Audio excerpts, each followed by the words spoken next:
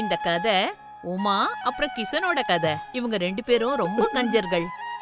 மளிகை பொருள் வாங்குறதுக்கு 2 காசு போயிடும். இன்னைக்கு அவசியமா சமைச்சுதான் ஆகணுமா? செலவாயிடுமே. அட உமா சித்தி, இன்னைக்கு சின்னவனுக்கு பிறந்த நாள், அதனால நாங்க வீட்லயே லட்டு செஞ்சோம். இந்தாங்க. அடேங்கப்பா விமலாவதி, நாங்க அவனுக்கு ஆசீர்வாதம் பண்ணோம்னு சொல்லிடு. நிச்சயமா சித்தி, சொல்லிடுறேன். இந்தாங்க, இதோ இன்னைக்கு நமக்கான சாப்பாடு கிடைச்சிருச்சு.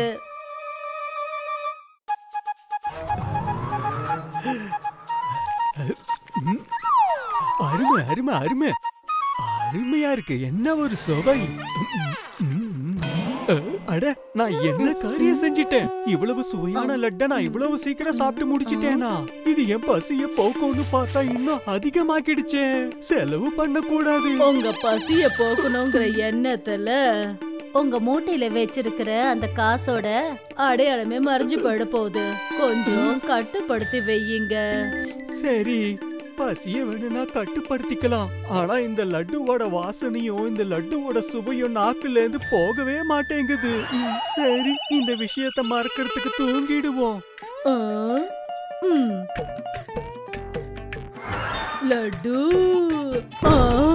அதை என்னால மறக்கவே முடியல.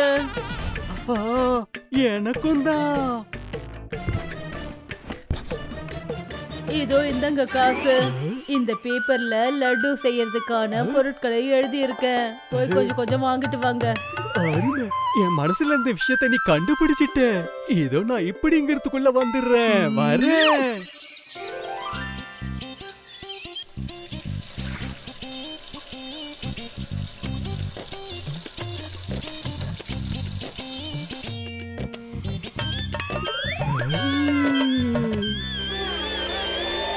என்ன ஒரு வாசனை.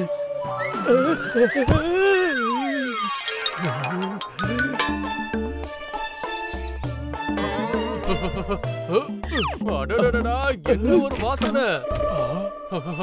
அத்தை, லட்டு பண்றீங்களா? லட்டுவா? அதெல்லாம் இல்லையே. என்ன பேசுற பண்ணி? பக்கத்துல யாராவது பண்ணிருப்பாங்க. நீ முதல்ல கிளம்பு. இருக்கிறது 2 பேரு, ஆனா லட்டு 3 இருக்கு. முதல்ல ஆளுக்கு ஒவ்வொரு லட்ட சாப்பிட்டுடுவோம்.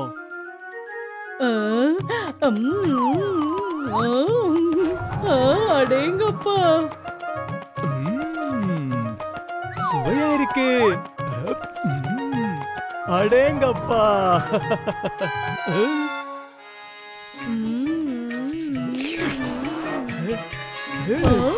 இது எப்படி எடுப்பீங்க? கஷ்டப்பட்டு செஞ்சது நானு, அது நீங்க அடிச்சுக்கிட்டு போயிடுவீங்களா? ஆனா லட்டு செய்யறதுக்கான யோசனைய சொன்னது யாரு? ஆனா காசை எடுத்து கொடுத்தது யாரு? அட, யார் காசு கொடுத்தா என்ன? சாப்பிடுறது நான் தான். இல்ல நான். இல்ல நான். அப்படின்னா சரி, இத பாதி பாதியா ஆக்கிடுவோம். அப்படின்னா சரி. இல்ல இல்ல இல்ல, கொஞ்சம் அந்த பக்கம். இதுல ஓம்பங்க அதிகமாயிடுச்சே. அட இல்ல இல்ல, சின்னதாதான் இருக்கு. இது சரியா இருக்கும். இல்ல, உங்க பக்கம் நீங்க அதிகமா வெட்டுறீங்க. கொஞ்சம் இந்த பக்கம். இல்ல, இந்த பக்கம். பாதி பாதி லட்டு சாப்பிடுற யோசனை அவங்களுக்கு சரிப்பட்டு வரல. கடைசியா ஒரு வழியா, அதாவது 2 பேரும் ஒருத்தரோட ஒருத்தர் பேச மாட்டோம்னு ஒரு நிபந்தனையை வச்சாங்க. அது மட்டும் இல்லாம, யார் வாயில இருந்து முதல் வார்த்தை வருதோ அவங்க நிபந்தனை மற்றும் லட்டு சாப்பிடுறதுல தோத்து போயிட்டாங்கன்னு அர்த்தம்.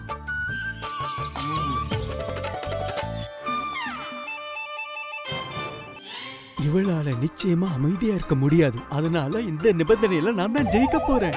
எவ்வளவு நேரம் தான் பேசாம அமைதியா இருப்பாரு? இவர்கிட்ட நான் ஏதாவது பேசினா இவர் நிச்சயம் பேசிடுவாரு. யாரும் எதுவும் பேசல. 2 பேரும் ஒருத்தர் ஒருத்தரை பார்த்துக்கிட்டு அப்படியே தூங்கிட்டாங்க.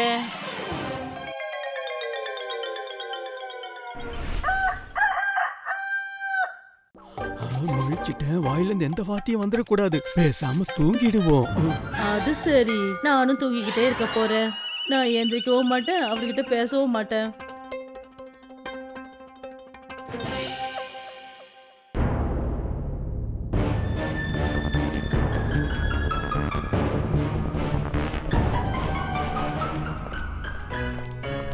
அட இன்னும் வீட்டு கதவு மூடி இருக்கு. அத்தை அத்தை உமா அத்தை கதவை திறங்க. அட எதுக்கா இப்படி கதவை தட்டிட்டு இருக்க? எங்கயாவது வெளியில போயிருப்பாங்க. வெளியே எங்கேயாவது போயிருந்தாங்கன்னா கதவு வெளியில பூட்டு போட்டிருக்கணும். யாரும் உள்ள இருந்து மூட மாட்டாங்க. உள்ளுக்குள்ள மூடப்பட்டிருக்கா? ஏதாவது பிரச்சனையா இருக்குமோ? நம்மள யாருமே 2 நாளா அவங்கள பார்க்கவே இல்ல. நாம இந்த கதவை உடைச்சே ஆகணும். சிறுக சிறுக சேமிச்சு. அட நம்ம கிசான் மாமாவும் உமா அத்தையும் அவங்களோட கஞ்சத்தனத்தினால ஒரு துண்டு ரொட்டிய கூட பிரிக்க மாட்டாங்க. கதவு உடைஞ்சு போச்சுன்னா என்ன பண்ணுவாங்க? அட அத பத்திலாம் இப்ப யோசிக்க நேரம் இல்ல. கதவை உடைங்க. சிறுக சிறுக சேமிச்சு.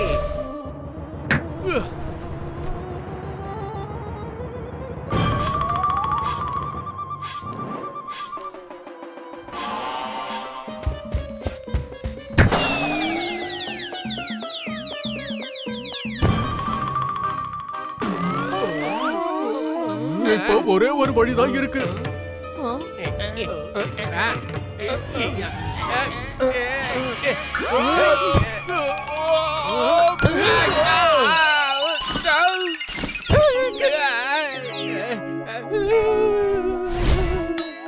நீங்க 2 பேரும் இங்கதான் இருக்கீங்களா?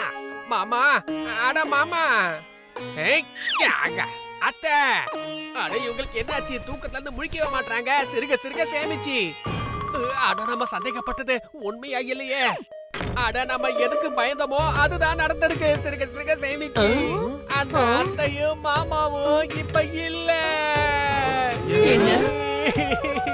இல்ல.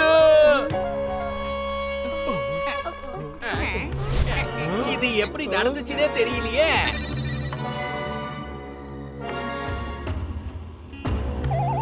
இப்ப என்ன பண்றது?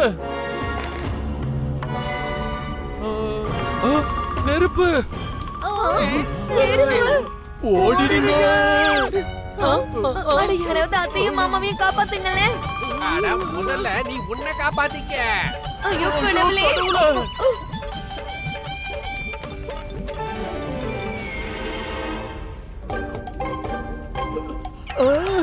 நெருப்பு காட்டில் வடிக்க வந்துடுச்சு. அட சீக்கிரமா எழுந்திரு, இங்க இருந்து ஓடிடு.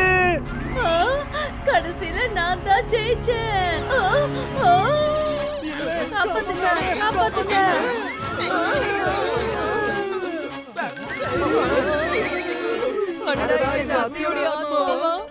நெருப்பு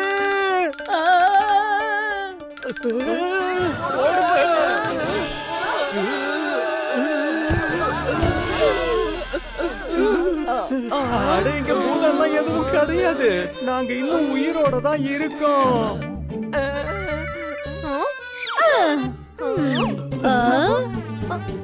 அட ஆமா, இவங்க உண்மையிலே உயிரோட தான் இருக்காங்க. என்ன பேசுறீங்க நீங்க? முதல்ல போய் நெருப்பு அணைங்க.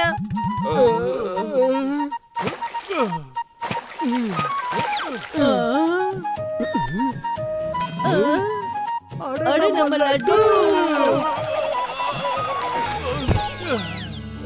அட இது எரியுதுங்க.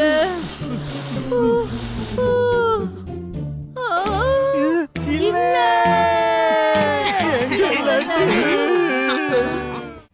ஜெயதேவ் ஒரு ஏழை தொழிலாளி. அவர்கிட்ட சொத்துன்னு சொல்லிக்கிறதுக்கு ஒரே ஒரு குதிரை மட்டும்தான் இருந்தது.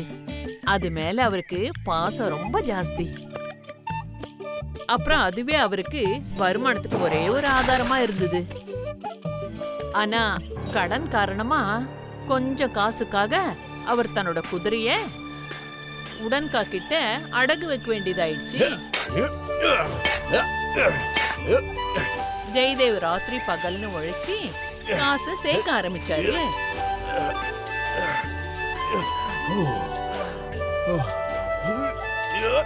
அப்புறமா கொஞ்ச நாட்கள்ல அவர் தன்னோட கடினமான உழைப்பால போதுமான அளவுக்கு காசு சேர்த்துட்டாரு. அத ரொம்ப சந்தோஷமா வாங்கிக்கிட்டு நேரா உடன்கா கிட்ட போனாரு, தன்னோட பிரியமான குதிரைய திருப்பி வாங்கறதுக்காக. இந்தாங்க உங்களோட காசு. என்னோட குதிரைய திருப்பி கொடுத்துருங்க. ஐயோ எங்க போச்சு? எங்க எங்க என் பிரியமான குதிரை? உன்னுடைய குதிரை எவ்வளவு ஆசையான, எவ்வளவு அழகான ஒரு குதிரை. நான் ரொம்பவே முயற்சி பண்ணேன். ஆனா இத மட்டும்தான் என்னால காப்பாற்ற முடிஞ்சது. காப்பாத்த முடிஞ்சதுன்னா அப்புறம் அப்புறம் இது என்ன? இதுதான் உன்னோட குதிரை. என்ன? இது வால் தான் மிச்சமாச்சு. மத்தது எல்லாத்தையும் அந்த ஓநாய் சாப்பிட்டுருச்சு. என்ன மன்னிச்சிரு. உன்னோட குதிரையை என்னால காப்பாத்த முடியாம போயிருச்சு. இந்த வாலு இது இது ஒண்ணுதான் அதோட அடையாளமா கடைசியா இருக்கிறது. என்னோட குதிரை.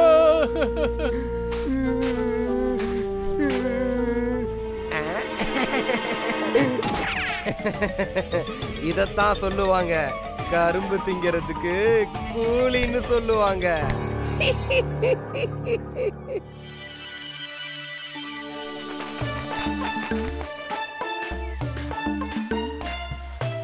அட ஆமா, இவனை பத்தி நான் சொல்லவே மறந்துட்டேன். இத்தனை வீர்வரா ஜெயதேவோட ரொம்ப நல்ல நண்பன், அப்புறம் ரொம்ப தந்திரமானவன் கூட.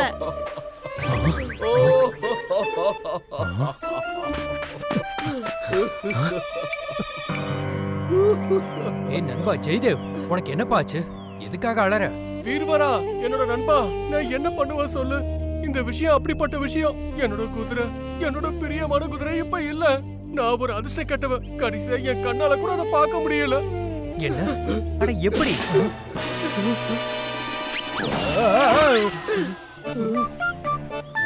இது இது என்னது இது? இது என் குதிரையோட வால். என்னது வாளா? அப்ப குதிரைக்கு என்ன ஆச்சு? ஓனா எதை சாப்பிடுச்சா? இந்த வாளை மட்டும் விட்டுடுச்சு. உடன்கா எவ்வளவு முயற்சி பண்ணானா, அந்த ஆளால குதிரைய காப்பாத்த முடியலையா? அந்த கஞ்ச பையன் உடன்காவா? என் குதிரைய அவன்கிட்ட நான் அடகு வச்சிருந்தேன். எனக்கு இப்போ ரொம்பவே வேதனையா இருக்கு. நான் எதுக்காக குதிரைய அடகு வைக்கணும்? உடன்கா கிட்டயா?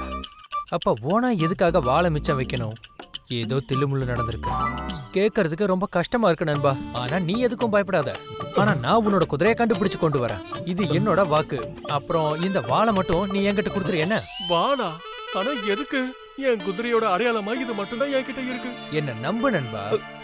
என்ன பண்ண போறேன்னு எனக்கு தெரியல நண்பா.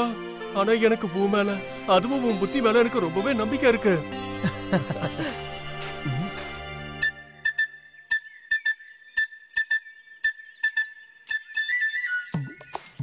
நான் ஜெயதேவ் கிட்ட வாக்கு கொடுத்துட்டேன். ஆனா குதிரையை எப்படி கண்டுபிடிக்கிறது?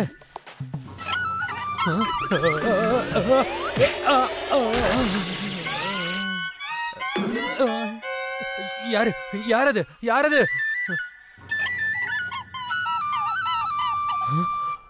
உடன்கா? பிசாசோட பேரை சொன்னதுமே பிசாசு வந்துருச்சு. உடன்கா? ஆமா, இது ஜெயதேவோட குதிரையாச்சே. அப்ப நான் சந்தேகப்பட்டது சரிதான். இந்த முறை இவன் பேராசையால தப்பான இடத்துல கைய வச்சிட்டான்.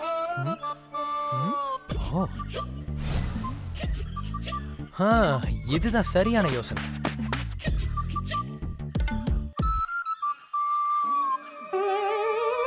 ஏய் வெளிய வா, வெளிய வான்னு சொல்றேன்ல. சீக்கிரமா புதையலை எடுத்துட்டு வெளிய வான்னு சொல்றேன்ல. புதையலா?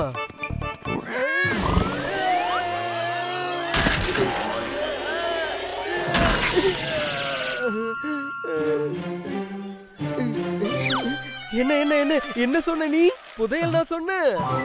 இல்ல இல்ல, நான் அந்த மாதிரி எதுவும் சொல்லலையே. இல்ல, நான் கேட்டேன், இப்பதான் கேட்டேன். நீ அத சொன்ன. உடன்கா எப்பவும் இந்த மாதிரி விஷயங்கள்ல ஏமாறவே மாட்டான். சிறுக சிறுக சேர்த்து அப்புறம் இந்த பொந்துக்குள்ள இருந்து என்ன எடுத்துக்கிட்டு இருக்க? நீங்க ரொம்பவே புத்திசாலி. அதனால உங்களுக்கு இந்த விஷயத்த நான் சொல்லிதான் ஆகணும். என்னோட மாயக்குதிரை இந்த பொந்து இருக்கு இல்லையா, அதுக்குள்ள போய் மாட்டிக்கிச்சு. ஆனா இதோட திமிர பாத்தீங்களா? வெளியவே வர மாட்டேங்குது பாருங்க. மாய குதிரையா? எங்கயாவது மாய குதிரை இருக்குமா என்ன? கண்டிப்பா இருக்கு. இங்க பாருங்க, இதுதான் அதோட வாலு. இந்த குதிரை கிட்ட ஒரு திறமை இருக்கு. புதையல் எங்க இருந்தாலும் அதை மோப்ப முடிச்சு கண்டுபிடிச்சிரும். இந்த பொந்துக்குள்ள ஏதோ பெரிய புதையல் இருக்குன்னு நினைக்கிறேன். அதனாலதான் இது உள்ள பொதுக்குச்சு. இத சீக்கிரமா வெளியே எடுக்கணும்னு நினைக்கிறேன். அப்புறம் அந்த புதையல் என் கைக்கு கிடைக்கணும். என் கஷ்டம் எல்லாம் தூரமா ஓடி போயிடணும். என்ன புதையலா?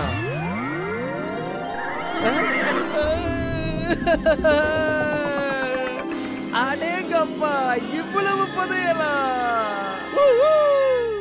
அண்ணா, அண்ணா, ஐயோ அண்ணா, அண்ணா, உங்ககிட்ட ஏதாவது பை இருக்குதானே? அது பை இருக்கு, ஆனா பாருங்க அந்த பையில பெரிய ஓட்டை இருக்கு. அது வேலைக்கே ஆகாது. ஆனா என்கிட்ட ஒரு குதிரை இருக்கு. இது வேகமா ஓடும். வேணும்னா நீ என்னோட குதிரையை எடுத்துக்கிட்டு போய் உன் கிராமத்துல இருந்து பை எடுத்துக்கிட்டு வரலாம். அது வரைக்கும் நான் இங்கேயே இந்த புதையல, அதாவது இந்த வாளை கவனமா பாத்துக்கிறேன். அப்படின்னா இந்த பக்கம் வாங்க, இந்த வாளை கொஞ்சம் பிடிச்சு. வீர்வரா உடனே உடங்காவோட குதிரைய வாங்கிட்டு அந்த இடத்தை விட்டு போயிட்டான். உடங்கா அவனை பார்த்து சிரிச்சான். ரொம்ப பெரிய புத்திசாலி நினைப்பா அவனுக்கு. இப்ப இந்த புதையலும் எனக்கு தான் சொந்தம், இந்த குதிரையும் எனக்கு தான் சொந்தம். என்ன இது? அந்த குதிரை எங்க? அந்த புதையல் எங்க?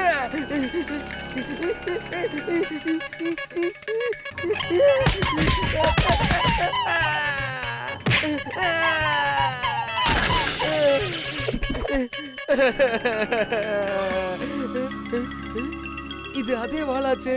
நான் கொடுத்தது எனக்கே கொடுத்து விளையாடிட்டியா? என்ன முட்டாளாக்கிட்டான்.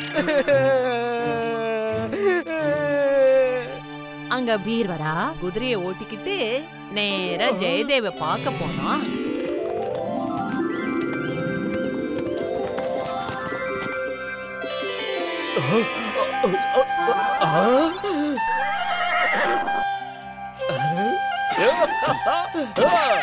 என்னோட குதிரை, என்னோட பிரியமான குதிரை.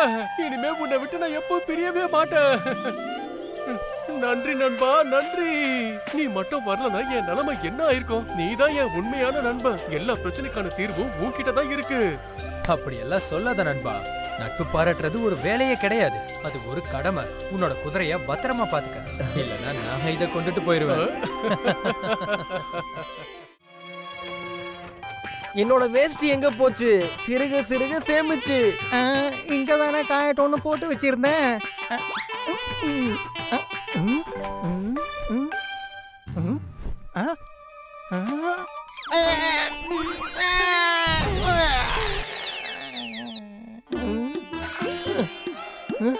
நான் இந்த இடத்துல தான் உங்க வேட்டிய கல்லு மேல வச்சு காய போட்டிருந்தேன். காத்துல ஒருவேளை பறந்து போயிடுச்சு போல இருக்கு.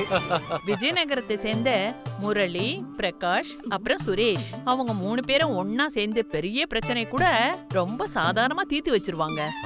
நீ சொன்ன மாதிரி காத்துல வேட்டி பறந்து போயிருந்தா அது மேல வச்சிருந்த கல்லு கீழே விழுந்திருக்குமே. காத்துல வேட்டி பறந்தது இப்படி, அப்புறம் கல்லு விழுந்தது இப்படி. இப்ப புரிஞ்சுதா? அப்படின்னா இதுக்கு அர்த்தம் என்னன்னா, யாரோ இத வேணும்னே தான் வேட்டியை எடுத்திருக்காங்க. அட அது என்ன வேஸ்ட் தானே, அது என்ன புதையல என்ன, அதை போய் தூக்கிக்கிட்டு போறதுக்கு என்ன நீங்க என்ன நம்ம சொல்றீங்க? கேசவண்ணா, இந்த வேட்டி எடுத்துக்கிட்டு யாரோ ஒருத்தன் ஓடிட்டு இருந்தான். ஓடிட்டு இருக்கும்போது இந்த வேஷ்டியிலேயே மாட்டி கீழே விழுந்துட்டான். இது என்னோட வேஷ்டி. அதுக்காக நீங்களாம் ரொம்ப புத்திசாலின்னு நினைச்சுக்காதீங்க. இங்க யாருமே நாம சொல்றத நம்ப மாட்டேங்கிறாங்க. பரவாயில்ல விடு, என்னைக்காவது ஒரு நாள் அப்படி ஒரு பிரச்சனையை தீர்த்து வைப்போம். அப்பதான் நம்மள எல்லாரும் புத்திசாலின்னு நம்புவாங்க.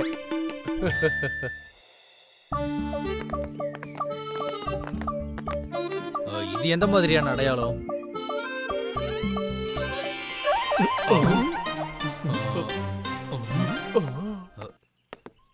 இங்க பாருங்க, இந்த பக்கம் யாராவது போனதை நீங்க பாத்தீங்களா? இப்பவே சொல்றேன்.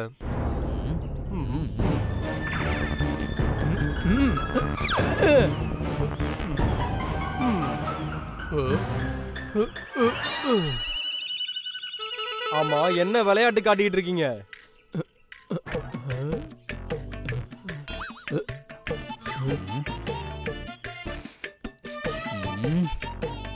என்னோட நேரத்தை வீணடிக்கிறவங்களுக்கு என்ன தண்டனை தெரியுமா? தளபதியாரே, ஏதாவது உண்மை தெரிஞ்சதா?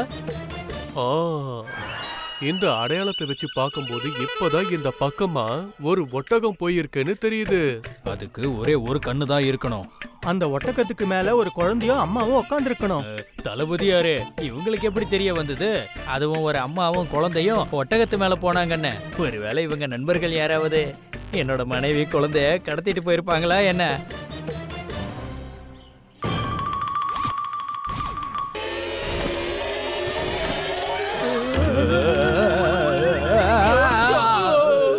இவங்களை புடிங்க. முரளி, சுரேஷ் அப்புறம் பிரகாஷ தளபதி விஜய் சேர்த்து திருடர்களோட நண்பர்கள் நினைச்சுக்கிட்டு அவங்கள கைது பண்ணிட்டாங்க. அதுக்கப்புறமா கூட்டிட்டு போய் அவங்கள மகாராஜா வித்யாதர் முன்னாடி நிக்க வச்சாங்க. அப்படியா? அப்ப நீ இவரோட மனைவி குழந்தை எதையுமே பார்த்தது கிடையாதா?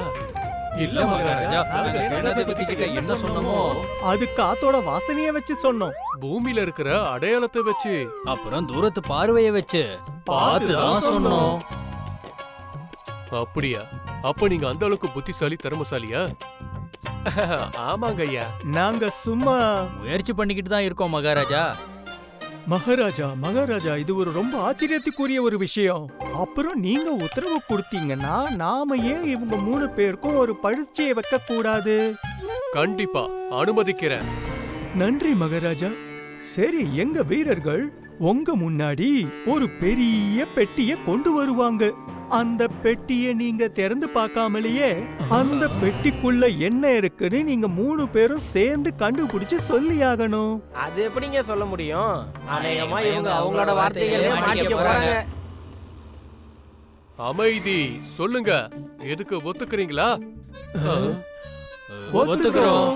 தெற்கு வாசல்ல நிக்கிறாங்களே வீரர்கள், அவங்க கிட்ட சொல்லி உடனே பெட்டியை எடுத்துட்டு வர சொல்லுங்க.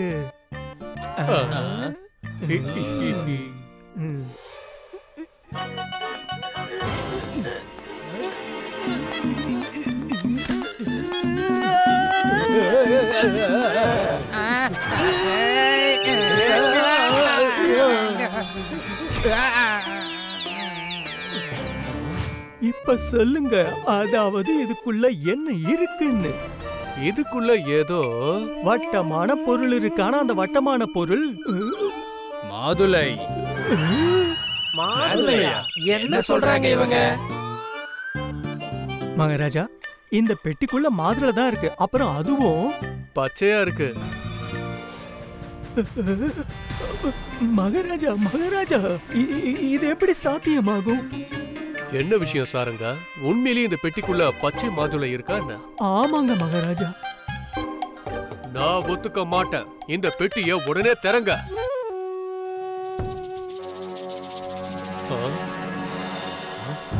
சாத்தியமே. இதை எப்படி நீங்க கண்டுபிடிச்சீங்க? மகாராஜா, வீரர்கள் இந்த பெட்டியை தூக்கிட்டு வரும்போது இந்த பெட்டிக்குள்ள இருந்த ஏதோ ஒரு பொருள் உருள்ற சத்தம் கேட்டுச்சு. அது மூலமா எங்களுக்கு தெரிஞ்சது இதுக்குள்ள இருக்கிற பொருள் உருண்டையா இருக்குன்னு. அப்புறம் அந்த உருண்டையான பொருள் மாதுளைன்னு எங்களுக்கு எப்படி தெரிஞ்சதுன்னா, நிபந்தனையை வச்சதுக்கு அப்புறமா நம்ம மந்திரி ஐயா தெற்கு வாசல்ல பெட்டியோட நின்னுட்டு இருந்த வீரர்களை உள்ள கூப்பிட்டாரு. அப்புறம் அதே தெற்கு வாசல்ல தான் உங்களோட மாதுளை தோட்டமும் இருக்கு. அப்புறம் வீரர்களோட செருப்புல மண்ணும் மாதுளைகளோட இலைகளை நாங்க பார்த்தோம். அது மூலமா நாங்க புரிஞ்சுக்கிட்டோம் இதுக்குள்ள இருக்கிற வட்டமான பொருள் மாதுளைன்னு.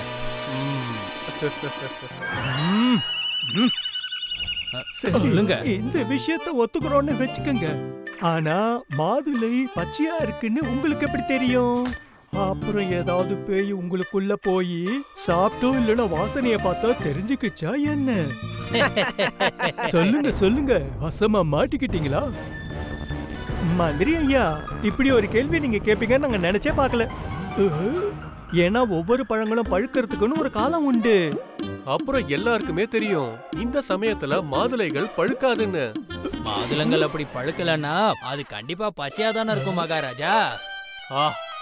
இப்ப நான் நம்புறேன். உங்க 3 பேருக்குள்ளயும் இருக்கிற அந்த ஞானம் என்ன ஆச்சரியப்படுத்திடுச்சு. மன்னிக்கணும் மகாராஜா, அதனால இவங்க திருடர்கள் இல்லைன்னு அவங்களால நிரூபிக்க முடியாது. ஆனா பார்க்காமலே இவங்களுக்கு எப்படி தெரிஞ்சது? அதாவது இவரோட மனைவிகளும் குழந்தைகளும் இந்த வழியில தான் போனாங்கன்னு, அதுவும் ஒட்டகத்து மேல உட்காந்து. மகாராஜா, அங்க இருந்த மண்ல ஒட்டகத்தோட கால் தடங்களை நாங்க பார்த்தோம். ஒரு குழந்தையால கூட அதை தெரிஞ்சுக்க முடியும் அது ஒரு ஒட்டகத்தோட கால் அடின்னு.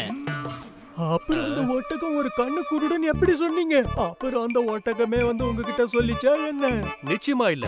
ஏன்னா அந்த பக்கமா போன ஒட்டகம் ஒரு பக்கமாவே புல்ல சாப்பிட்டுட்டு போயிருக்கு. ஏன்னா இன்னொரு பக்கம் பச்சை பசேல் நிறைய புற்கள் இருந்தது.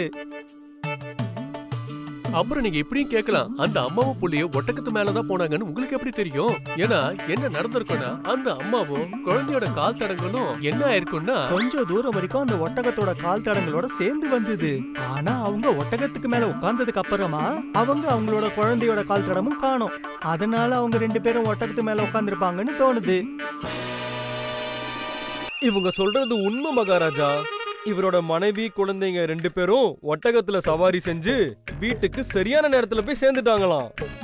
என்ன, நான் உத்தரவு வாங்கிக்கிறேன் மகாராஜா. நீங்க தயவு செஞ்சு என்ன மன்னிச்சிருங்க. நான் தேவையில்லாம உங்க மேல குற்றம் சாட்டிட்டேன். இப்ப நான் புறப்படுறேன். பிரமாதம். நீங்க 3 பேருமே ரொம்ப அற்புதமானவர்கள். உங்கள மாதிரி ரொம்பவே அற்புதமான ஆட்கள் எப்பவுமே என் மனசுல நிறைஞ்சிருப்பீங்க. என்ன மந்திரியாரே? சரிங்க மகாராஜா. அப்புறம் இது போல அவங்க 3 பேரும் ஒன்னா சேர்ந்து வேலை செஞ்சதுனால அவங்க ரொம்ப புத்திசாலின்னு மகாராஜாவுக்கு புரிய வச்சாங்க. அதுக்கப்புறம் ரொம்ப தூரத்துல இருந்து வந்த ஜனங்க அவங்க 3 பேரையும் தேடிக்கிட்டு பிரச்சனைகளோட வருவாங்க. அவங்க புத்திசாலித்தனத்தை உறுதியா நினைச்சாங்க. புரிஞ்சுக்கிட்டோம் அம்மா. அவங்களால ஒண்ணு சேர்ந்து வேலை செய்ய முடியும் அப்படின்னா நம்மளால ஏன் முடியாது? அடுத்த கேம்ல நான் பால பாஸ் பண்றேன். அப்புறம் அத நாம 1 இல்ல 2 இல்ல 3 கோல் போட்டு அவங்கள தோக்கடிப்போம். 3 எதுக்கு? நம்ம அன்பான அம்மாவோட ஆசீர்வாதத்துக்கு கூட எக்ஸ்ட்ரா ஒரு கோல் போடணும்ல. அதனால நம்ம 4 கோல் போட்டு தோக்கடிப்போம். கையை கொடுங்க.